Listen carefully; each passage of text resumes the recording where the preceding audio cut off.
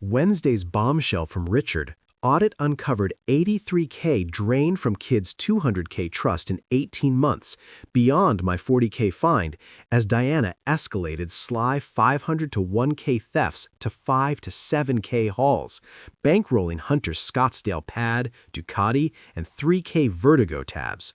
Twist. Forged signatures equals felony fraud or identity theft on minors. DA ready, I ordered charges. Rage flared at kid's photo amid Diana's cheery text, "Dinner after soccer?" My chill reply, "Stay put, talk soon." Richard set 9 a.m. signing, that night confrontation, 83K to Hunter. She blanched, wept excuses, temporary, I'd repay. I countered, their future? Vowed DA action as she crumbled, ice in my veins, no forgiveness, just court demolition for Lillian Noah. Blake Carter had always believed he had life figured out. At 45 years old, he worked as a business development director at MedCore Solutions, a healthcare company based in Phoenix. He earned a decent salary with good benefits, the kind of job that let him sleep easy at night knowing the bills were covered and then some. His wife, Diana, was 40 years old, but looked younger thanks to Pilates classes and expensive face creams. They had 2 kids from Blake's first marriage, Lily, 16 years old and whip-smart, probably going to be valedictorian if she kept her grades up, and Noah, 14 years old, who lived and breathed basketball and was already taller than his father. Diana had come into their lives 8 years ago, right when Blake needed someone most. His first wife had bailed when the kids were tiny, couldn't handle being a mother, and just left one morning and never came back. Diana seemed like a miracle back then. She was patient with Lily and Noah, supportive of Blake's career moves. They got married after dating for a year, and honestly, for a long time, things were good, really good. But somewhere along the way, things changed. It was subtle at first. Diana started going out more. Girls' nights turned into a weekly ritual, then twice a week, then 3 times. New clothes started appearing in her closet, tighter and younger stuff that made Blake do a double take when she'd walk out the door. When he mentioned it, she'd brush him off, rolling her eyes like he was being ridiculous. "I'm 40, not dead," Diana would say. "You don't want me to let myself go, do you?" Blake didn't know what to say to that, so he said nothing. He figured she was going through something, maybe a midlife thing, and she'd work it out on her own. 3 weeks ago, everything exploded. It was a Thursday night. Diana came into the kitchen while Blake was helping Noah with his algebra homework and announced she was going to some club called Vertigo. Not asked, announced. She was wearing a dress that barely covered anything and heels tall enough to need a building permit. "Don't wait up," she said, grabbing her purse. Blake looked up from Noah's textbook and pointed out it was Thursday and she had a presentation in the morning. Diana's eyes narrowed. "I can manage my own schedule, Blake," she said sharply. When he tried to explain he was just saying, she interrupted him. "You're always just saying something. Maybe that's your problem." She walked out, and the door slammed so hard the pictures on the wall rattled. Even Noah at 14 could read the room and kept his pencil frozen over his notebook. Around 11:30 that night, Blake's phone buzzed. A message from Diana. Just a photo, no words. She was at the club, pressed against some guy with slicked back hair and a snake tattoo crawling up his neck. Her hand was on his chest, his arm was wrapped around her waist. She looked happier than Blake had seen her in months. The caption read, "Relax, babe, just dancing." Blake's hands were shaking as he stared at the screen and called her immediately. The call rang 4 times before Diana picked up. When she did, Blake could barely hear her over the pounding music in the background. "What?" Diana shouted, her voice having that loose, drunk quality Blake had come to recognize. "What the hell is this?" he asked, trying to keep his voice steady. "What's what?" she replied. Blake pressed on about the photo she'd just sent. "Oh my God, Blake," Diana groaned, annoyed. "It's nothing. We're having fun. You remember fun, right?" When Blake told her to come home, she refused flatly. "You know what?" Her voice turned ice cold. "I'm sick of this. Sick of you acting like you own me. If you don't like it, Blake, then divorce me." The words hung in the air between them, sharp and final. "What did you just say?" Blake asked slowly. "You heard me," Diana said. "Don't like it, then divorce me." She hung up. Blake stood there in his kitchen for a solid 5 minutes, just breathing. Noah had gone upstairs to his room. The house was quiet except for the hum of the refrigerator and the distant sound of Lily's music playing through her bedroom door. Blake walked to their bedroom like a man on autopilot and opened Diana's nightstand drawer, the one she thought he never touched, the one she believed was her private space, sacred and off-limits. There it was, a cheap burner phone tucked behind a stack of old birthday cards and a half-empty bottle of travel perfume. Blake had found it 2 weeks ago when he was looking for their insurance cards. At first, he thought maybe it was old, leftover from some previous job or something innocent. Then he charged it. The phone lit up with message after message, hundreds of them, all from a contact saved simply as H. No name, just a letter, like that somehow made it less real. Hunter Vale, 37 years old, bartender at Vertigo, the same club Diana was at right now. The same guy from the photo she'd just sent. Slicked back hair, snake tattoo, cocky smile. Blake had read every message, seen every photo, listened to voice notes that made his stomach turn. For 2 weeks he'd carried this knowledge around like a lead weight, saying nothing, just watching, waiting, making copies of everything and storing them in a cloud folder Diana didn't know existed. Tonight, she'd finally pushed him far enough. Blake took a photo of the open drawer with the burner phone sitting right there, screen glowing. The message thread with H was pulled up, showing their plans to meet tonight. Blake didn't include any text. Didn't need to. He sent it to Diana with one word. Oops.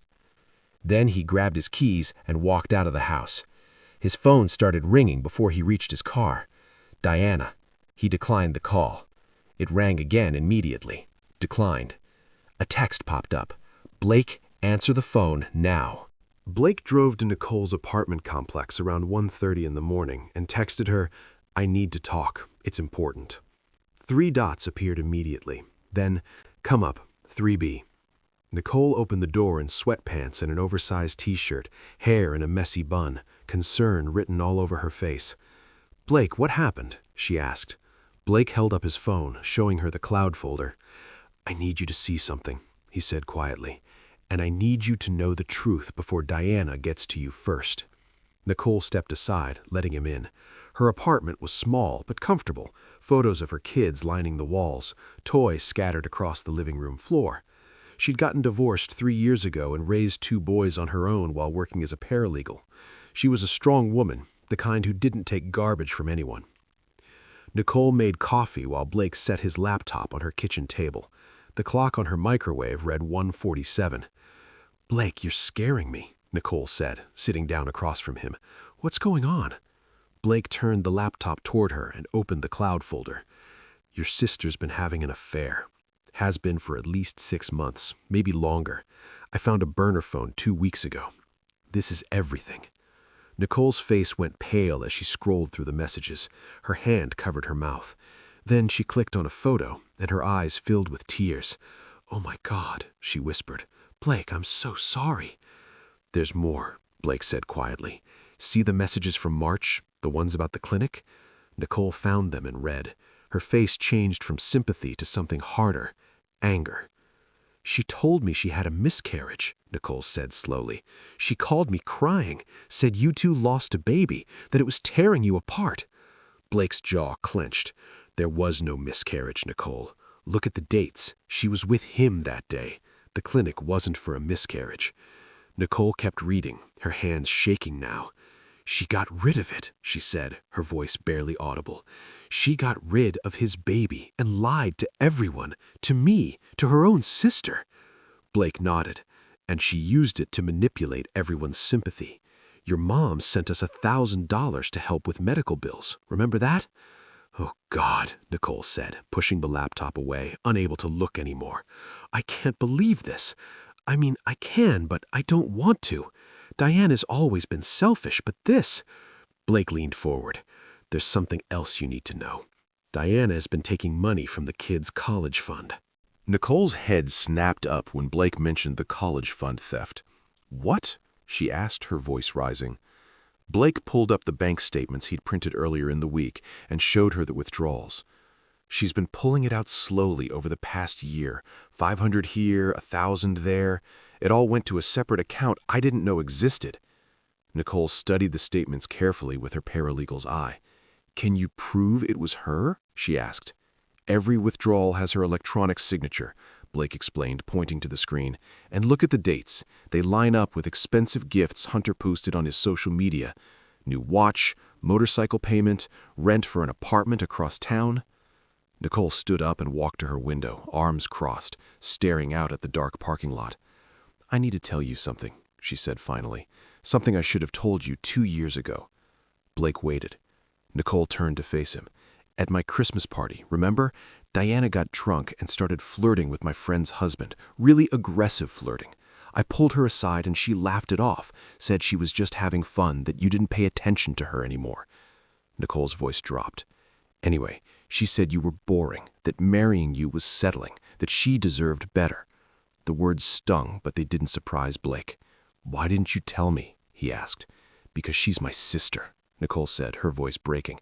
"Because I thought maybe she was just drunk and stupid. Because I didn't want to blow up your family over something that might have been nothing. I'm sorry, Blake. I should have said something." Blake shook his head. "It's not your fault. None of this is your fault." Blake's phone buzzed. A text from Diana. "I'm home. Where are you? We need to talk now." He showed Nicole the message. She shook her head firmly. "Don't go home tonight. Stay here. Sleep on the couch. Let her sweat it out. She needs to understand you're not the same guy she's been walking all over." Blake thought about Diana pacing around the house, probably tearing through drawers looking for that burner phone, realizing he had everything, realizing she'd lost control. "You're right," he said. "I'll stay." Nicole grabbed blankets from her closet. "Tomorrow morning, first thing, we call a lawyer. My firm does family law. I'll get you in with the best we have." Blake didn't sleep much on Nicole's couch, maybe 2 hours total. By morning, his phone had 43 missed calls. Nicole called her office before the kids even got up for Saturday morning cartoons. By 8 o'clock, Blake had an appointment with Richard Vance, senior family law attorney. Richard Vance was 50-something, with gray hair, an expensive suit, and a no-nonsense handshake. They met in his office at 9 o'clock on Monday morning. Richard listened to Blake's story without interrupting. Blake showed him the cloud folder, the bank statements, everything. When Blake finished, Richard leaned back in his leather chair and steepled his fingers. "Mr. Carter," he said, "you've done 90% of my job for me already. The evidence you have is ironclad. The financial fraud alone is enough to destroy her in court. The affair is icing on the cake." Blake asked what happens now. "Now we file for divorce. Immediately," Richard said. "We also file an emergency motion regarding the trust fund theft. That's not just divorce court territory. That's potentially criminal. Identity theft, embezzlement from a trust account." Richard pulled out a yellow legal pad. "Do you want full custody of your children?" Blake explained they were from his first marriage, and Diana never formally adopted them. "Even better," Richard said. "Clean break. We'll push for her to have zero claim on anything related to them. No custody, no visitation unless they request it, and certainly no access to their finances." Richard made notes. "What about the house?" Blake told him it was joint ownership, bought together 6 years ago. "We'll force a sale, split the proceeds minus what she stole. I'm assuming you want nothing to do with her after this." Blake confirmed that was correct. Richard nodded. "Good. Scorched earth approach, my specialty. I'll have papers drawn up by Monday. We'll serve her at her workplace. Maximum embarrassment, maximum pressure." Nicole, sitting next to Blake, squeezed his hand. "Her office is going to love that," she said with grim satisfaction. Richard leaned forward. "One more thing. Does she know you have a lawyer yet?" Blake shook his head. "Keep it that way," Richard instructed. "Don't respond to her calls or texts. Let her panic. Let her think maybe you're going to forgive her like you probably have before. Then we hit her with papers when she least expects it." Blake nodded. It felt cold and calculated, but Diana had been cold and calculated for months while she destroyed their marriage. Turnabout was fair play. Monday morning arrived. Blake met Richard at his office at 9 sharp. Richard had the divorce papers ready, stacked neatly in a manila folder. "Everything's here," Richard said, sliding the papers across his desk. "Irreconcilable differences due to adultery. We're pushing for full financial disclosure, immediate freeze on all joint accounts, and restitution for the trust fund theft." Blake signed where indicated, his hand steady with no hesitation. Richard smiled, not warmly, but like a predator. She'll be served today around noon at MedTech Solutions during her team meeting. Maximum impact. Nicole, sitting next to Blake, squeezed his hand. Her office is going to love that, she said with grim satisfaction. Richard leaned forward. One more thing. Does she know you have a lawyer yet? Blake shook his head. Keep it that way, Richard instructed. Don't respond to her calls or texts. Let her panic. Let her think maybe you're going to forgive her like you probably have before. Then we hit her with papers when she least expects it. Blake nodded. It felt cold and calculated, but Diana had been cold and calculated for months while she destroyed their marriage. Turnabout was fair play. Monday morning arrived. Blake met Richard at his office at 9 sharp. Richard had the divorce papers ready, stacked neatly in a manila folder. Everything's here, Richard said, sliding the papers across his desk. Irreconcilable differences due to adultery. We're pushing for full financial disclosure, immediate freeze on all joint accounts, and restitution for the trust fund theft. Blake signed where indicated, his hand steady with no hesitation. Richard smiled, not warmly, but like a predator. She'll be served today around noon at MedTech Solutions during her team meeting. Maximum impact. At 12:17 that afternoon, Blake's phone buzzed. A text from Nicole. She just got served. My friend works in her building. Said Diana screamed at the process server in the lobby. Blake felt a weight lift. At 12:45, Diana started calling. Blake didn't answer. She called again and again, 12 calls in 15 minutes. Then the text started. You served me at work? Are you insane? Everyone saw. Everyone. Do you have any idea what you just did to me? Call me right now or I swear to God, Blake. Blake put his phone on silent and went back to work. That evening, he picked up the kids from school and took them for pizza. Noah was quiet until he finally asked, Dad, are you and Diana getting divorced? Lily's head snapped up. Blake put down his slice. Yeah, buddy, we are. Noah asked if it was because she cheated. Blake confirmed it was because she cheated, because she lied, because she did things that broke their marriage beyond repair. Good, Noah said simply, going back to his pizza like they'd just discussed the weather. Wednesday afternoon, Richard called with news Blake wasn't expecting. Blake, we need to talk about the trust fund, Richard said, his voice serious. I had a forensic accountant go through the statements. It's worse than we thought. Blake was at his desk at MedCorp, door closed. How much worse? He asked. $83,000. Gone. Over the past 18 months. The number hit Blake like a physical blow. 83,000? I thought it was 40. Richard explained that 40 was what Blake had caught, but Diana had been good, really good. Small withdrawals at first, 500 here, 1,000 there. Then she got bolder, started pulling out 5,000 or 6,000 at a time. The last withdrawal was 2 weeks ago for $7,000. Blake leaned back in his chair, staring at the ceiling. His mother had set up that trust with $200,000 when Lily and Noah were born. It was supposed to pay for college, give them a head start in life. Where did it go? Blake asked. Richard explained they were tracing it, but preliminary findings showed transfers to an account under Hunter Vale's name, rent payments for an apartment in Scottsdale, a Ducati motorcycle purchased in cash, bar tabs at Vertigo averaging $3,000 a month. She was funding his entire lifestyle, Blake said slowly. Essentially, yes, Richard confirmed. And here's the kicker. Some of those withdrawals required 2 trustee signatures, yours and hers. Blake said he never signed anything. I know, Richard said, which means she forged your signature. That's identity theft, Blake. That's fraud. And when it involves a trust account meant for minors, that's a felony. Blake sat forward in Richard's office, processing the full scope of Diana's betrayal. What are you saying? He asked. Richard's response was clear. I'm saying we can pursue criminal charges. I've already spoken with the DA's office. They're interested. Very interested. Blake didn't hesitate. Do it. File the complaint. Richard paused. Blake, you understand what this means. Diana could face jail time, 3 to 5 years potentially. Blake's voice was firm. I understand, and I want you to file it anyway. That evening, Blake told Lily and Noah everything. They sat in the living room, the kids on the couch, Blake in the chair. There's something else you need to know about the college fund Grandma set up for you, he began. Diana took money from it, a lot of money. Without permission, she forged my signature on the withdrawal forms. Noah leaned forward. How much? Blake took a breath. $83,000. The room went silent. Lily's hands were shaking. Noah's jaw was clenched so tight Blake could see the muscles working. "That was for college," Lily whispered. "Grandma saved for years. She sold her house in Michigan, downsized to that apartment, put the money aside for us." Blake nodded. "I know, sweetheart." Noah asked if they could get it back. "We're trying. The lawyers are working on it, but it might take time." Lily stood up abruptly.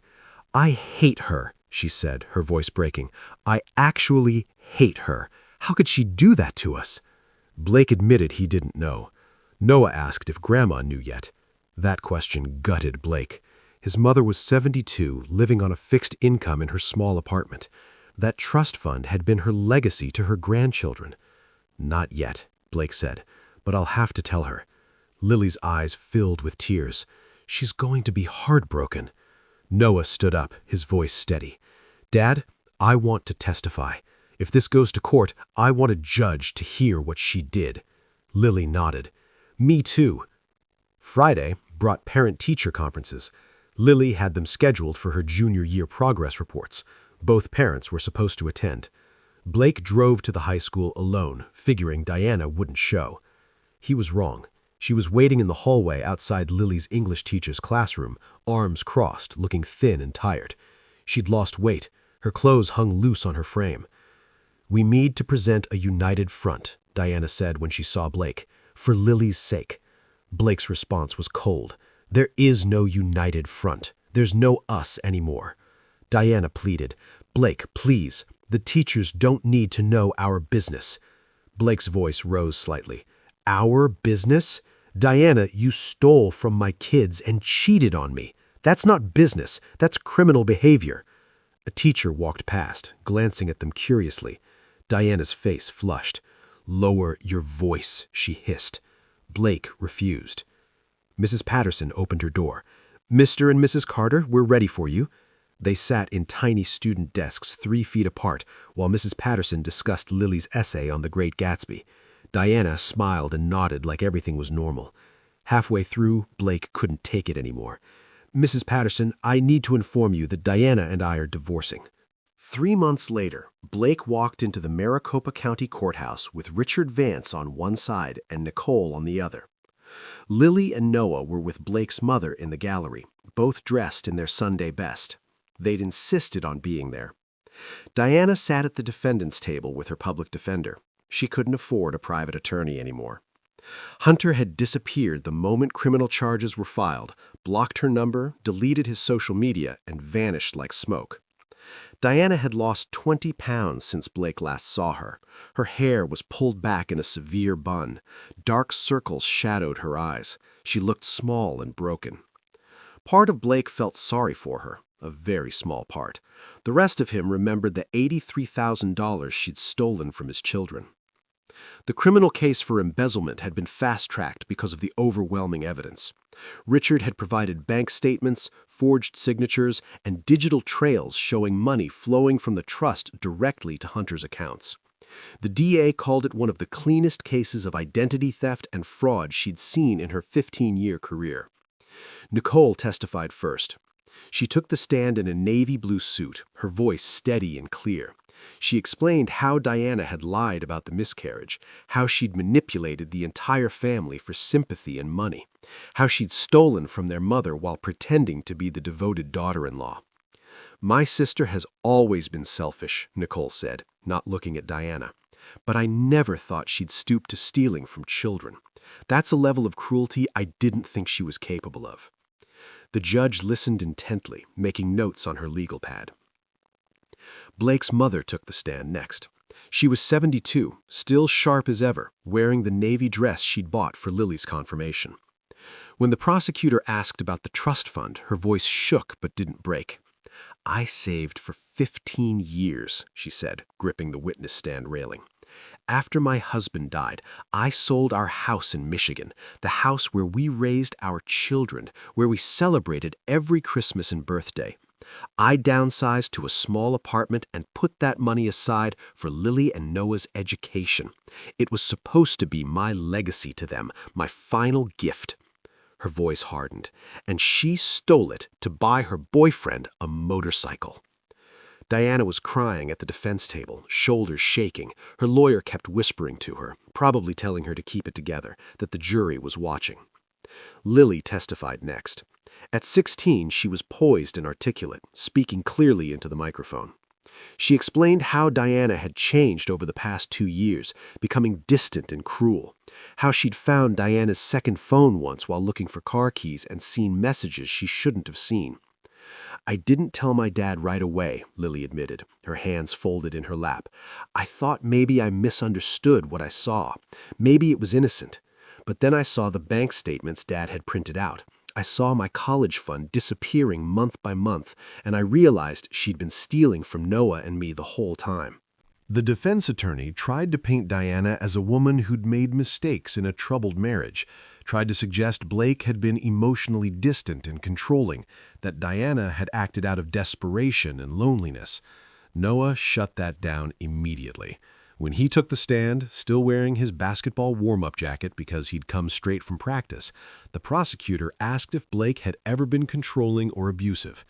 "My dad is the best man I know," Noah said clearly, looking directly at the jury. "He worked 2 jobs when we were little to keep us fed and clothed. He coached my basketball team even though he knew nothing about basketball. He learned from me. He never missed a game or a school event, even when he was exhausted. And Diana took advantage of that. She took advantage of him being a good person who trusted people." The defense attorney had no follow-up questions. After 2 days of testimony, the judge delivered her ruling on a Friday afternoon. Diana was found guilty on all counts: identity theft, forgery, and embezzlement from a trust account. When the verdict was read, Diana collapsed in her chair, sobbing. Her mother, sitting in the back row, stood up and walked out of the courtroom without looking at her daughter. That single act spoke volumes. Outside the courthouse, reporters were waiting. The local news had picked up the story. Phoenix marketing executive steals $83,000 from stepchildren's college fund to fund affair with bartender. Richard had prepared Blake for this. Blake made a brief statement to the cameras. "Justice was served today. My children's future was stolen by someone they trusted, but today they got it back. That's all I have to say." Richard negotiated a restitution agreement over the following week. Diana would pay back every penny of the $83,000, even if it took her the rest of her life. The divorce was finalized a week after the criminal trial. Blake got the house, full custody of all financial decisions regarding Lily and Noah, and Diana got nothing. No assets, no alimony, nothing. At sentencing 2 weeks later, the judge gave Diana 18 months in minimum security prison, followed by 3 years of probation and mandatory financial counseling. "You betrayed the trust of children," the judge said, looking down at Diana over her reading glasses. "You stole their future to fund a selfish, destructive affair. There are real consequences for that kind of betrayal." Diana was led out in handcuffs. She glanced at Blake once as she passed their row. Blake looked away. Nicole grabbed his hand as they watched her sister disappear through the courthouse doors. "It's finally over," she said quietly. "Yeah," Blake replied. "It is." The weight that had been pressing on Blake's chest for months finally lifted. He'd fought for his children, protected their future, and ensured that Diana faced real consequences for her actions. As they walked out of the courthouse into the Phoenix sunshine, Blake felt something he hadn't felt in a long time: hope. The kids were waiting outside with Blake's mother. When they saw him, both Lily and Noah ran over. Blake hugged them tight, knowing they'd all survived the storm together. 14 months after the courthouse, Blake stood in Lily's high school auditorium watching her accept the valedictorian medal. Her speech about resilience and family brought half the audience to tears, including Blake. She'd earned a full ride to Arizona State University with plans to study pre-med. All those late nights studying, all that determination had paid off. Noah sat next to Blake, now 15 and already 6 feet 2 inches tall. He'd made varsity basketball as a sophomore, something almost unheard of at his school. College scouts were already watching him. He had his mother's height and Blake's work ethic, a dangerous combination. Blake's mother sat on his other side, squeezing his hand during Lily's speech. They'd recovered most of the stolen money through the restitution agreement. Diana was making monthly payments from her prison job and would continue for years after release. Combined with what remained in the trust and some additional savings Blake had added, both kids would graduate college debt-free. After the ceremony, they went to Lily's favorite Italian restaurant to celebrate. She was radiant in her graduation dress, laughing with her friends who joined their table, making plans for freshman orientation in August.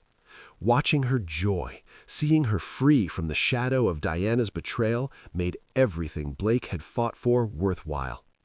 "Speech, Dad," Noah said, grinning mischievously. "You have to make a speech. It's tradition." Blake stood up, feeling awkward but overwhelmingly proud. "Lily, I've watched you grow from a scared little girl whose mom abandoned her into this incredible young woman. You're smart, you're kind, you're resilient. You've faced challenges no kid should face, and you came through stronger. I'm so proud to be your father." Lily's eyes filled with tears. She stood and hugged Blake hard. "Thanks, Dad, for everything, for fighting for us, for protecting us, for showing Noah and me what a real parent looks like, what real love looks like." The table erupted in applause. Later that night, after the kids were asleep, Blake sat on his back porch with a cold beer, looking up at the Arizona stars. His phone buzzed, a text from Nicole. "Diana is being released next month. Thought you should know. She's moving to Tucson, wants a fresh start away from Phoenix." Blake stared at the message for a long moment, then deleted it. Diana was part of his past now, a closed chapter in a book he'd moved beyond. He'd been dating again for about 6 months, nothing too serious yet, but he'd met someone at a healthcare conference in San Diego. Her name was Sarah. She was a hospital administrator, divorced, no kids, with kind eyes and an easy laugh. She didn't play games or expect Blake to read her mind. They took things slow, which suited them both. The kids had met her twice in casual meetings, nothing forced. "She's normal, Dad," Noah had said after the second time. "That's actually really nice." Normal was nice, revolutionary even. Blake thought about everything that had happened over the past 2 years. The discovery, the betrayal, the legal battles, the fear that his kids would be permanently damaged by Diana's actions. Blake reflected on how the past 2 years had been the hardest period of his life, bar none. But it had also been the most important. He'd learned he was stronger than he thought, that he could stand up for himself and his children when it mattered most. He didn't have to accept being treated like garbage just to keep the peace or maintain the illusion of a happy family. Diana had tried to break him. She'd expected him to crumble, to forgive, to take her back like he always had before. Instead, she'd accidentally forged him into something harder, something unbreakable.